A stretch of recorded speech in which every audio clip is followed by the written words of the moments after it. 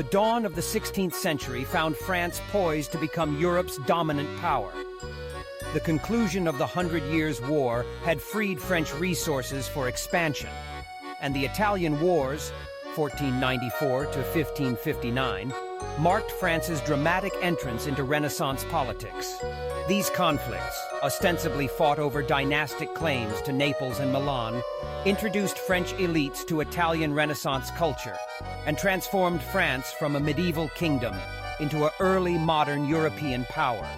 Francis I, who ascended the throne in 1515, embodied the Renaissance prince. His victory at Marignano established French control over Milan and announced France's arrival as a major European power. More importantly, Francis became a patron of Renaissance arts and learning, inviting Italian artists like Leonardo da Vinci to France and initiating the architectural transformation of the Loire Valley through magnificent chateaux like Chambord and Fontainebleau. These palaces, blending French Gothic traditions with Italian Renaissance innovations, created a distinctive French Renaissance style that influenced European architecture for generations. The reign of Francis I also witnessed the beginning of religious upheaval that would torment France for the next century. Martin Luther's Protestant Reformation found fertile ground among French humanists and urban merchants, despite the king's generally orthodox Catholicism. The affair of the placards in 1534, when Protestant pamphlets appeared throughout France, including on the door of the king's bedroom, marked the end of royal tolerance for religious dissent and began a pattern of persecution that would drive many French Protestants abroad. The accidental death of Henry II in 1559 during a tournament celebrating the Treaty of Cateau-Cambrésis ushered in a period of royal weakness that coincided with intensifying religious conflict. The brief reigns of Francis II and Charles X, both minors, left real power in the hands of their mother, Catherine de' Medici, whose policies of moderation satisfied neither Catholics nor Protestants. The massacre of Protestant worshippers at Vassy in 1562 sparked the first of 8 wars of religion that would devastate France for the next 3 decades. These conflicts were far more than religious disputes. They represented a fundamental crisis of royal authority as great noble families like the Guises, Catholic, and the Bourbons, Protestant, used religious difference to challenge royal power. The St. Bartholomew's Day massacre of 1572, when thousands of Protestants were killed in Paris and throughout France, shocked Europe and demonstrated the extent to which religious hatred had poisoned French society.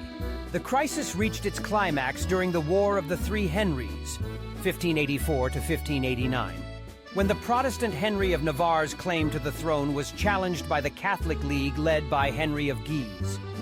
The assassination of both Henry of Guise and King Henry III left Henry of Navarre as the legitimate king, but he faced continuing Catholic opposition until his conversion to Catholicism in 1593 with the famous declaration that Paris is worth a mass. Henry IV's reign, 1589 to 1610, marked the beginning of France's recovery from the religious wars. The Edict of Nantes, 1598, granted French Protestants, Huguenots, limited religious tolerance and political autonomy, creating an uneasy but workable religious settlement. Henry's chief minister, the Duke of Sully, restored royal finances through careful administration and promoted economic recovery through agricultural improvements and the encouragement of silk production and other luxury industries. The assassination of Henry IV in 1610 by a Catholic fanatic brought another royal minority, as Louis XIV was only 9 years old.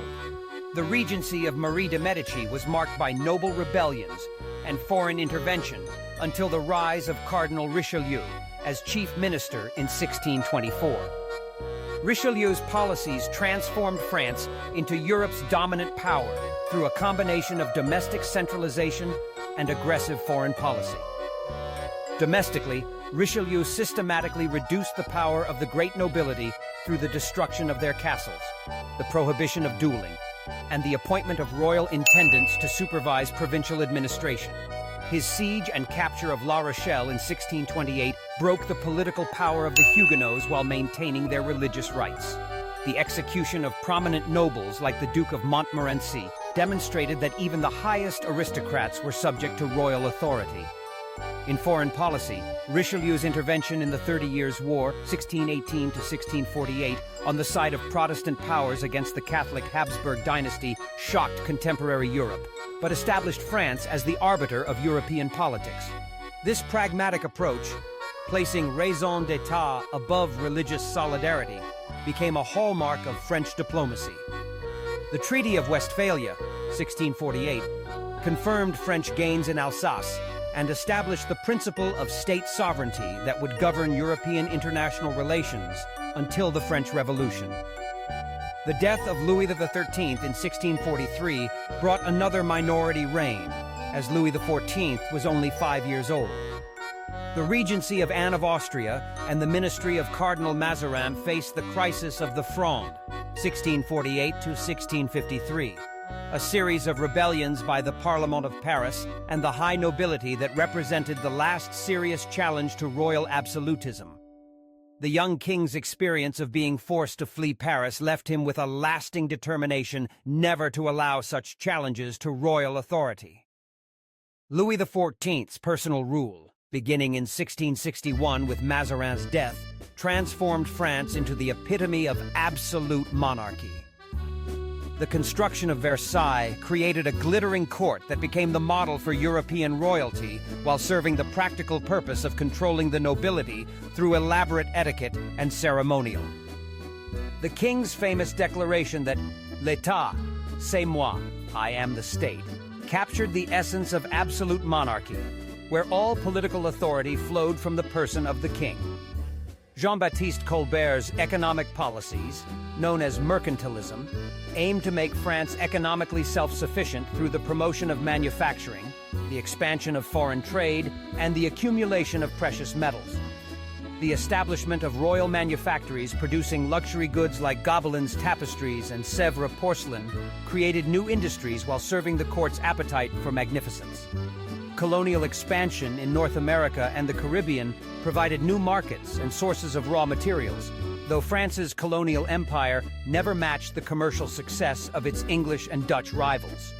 Louis XIV's foreign policy aimed to establish French hegemony in Europe through a series of aggressive wars.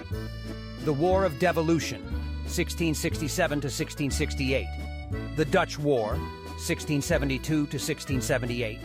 The War of the League of Augsburg, 1688 to 1697, and the War of Spanish Succession, 1701 to 1714, established France's military reputation, but ultimately bankrupted the monarchy and created a coalition of European powers determined to contain French expansion.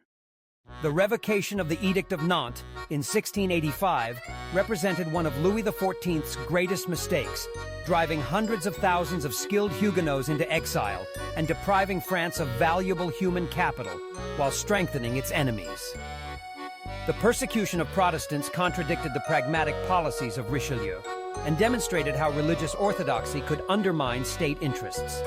The reign of Louis XV, 1715 to 1774, witnessed the gradual decline of French power and the growing crisis of the absolute monarchy. The War of Austrian Succession, 1740 to 1748, and the 7 Years' War, 1756 to 1763, saw France lose most of its North American empire to Britain while accumulating enormous debts. The intellectual movement known as the Enlightenment, centered in Paris, began to question the philosophical foundations of absolute monarchy and religious orthodoxy.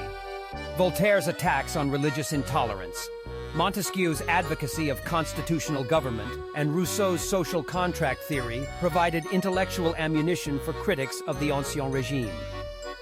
The Encyclopédie of Diderot and d'Alembert spread Enlightenment ideas to a growing reading public, while the salon culture of Parisian society allowed for the free exchange of ideas that would have been suppressed in other European countries.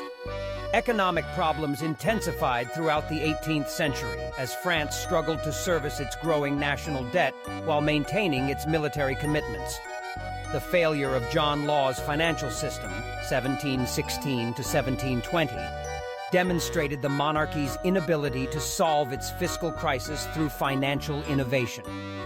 Successive finance ministers like Silhouette, Turgot, and Necker proposed reforms that challenged noble and clerical privileges, but their efforts were consistently thwarted by vested interests. The American Revolution, 1775 to 1783, presented France with an opportunity to weaken Britain. But French intervention, while successful in helping secure American independence, further increased the national debt and exposed French soldiers to Republican ideas. The return of French volunteers like the Marquis de Lafayette brought American revolutionary ideals to France and provided practical experience in fighting for liberty. Louis XVI's reign, 1774 to 1792, began with high hopes for reform, but quickly foundered on the intractable problem of royal finances. The calling of the Assembly of Notables in 1787 failed to secure agreement for new taxes, while Jacques Necker's publication of the Compte Rendu revealed the extent of the monarchy's financial problems to the general public. The failure of the monarchy to reform itself peacefully made revolution increasingly inevitable.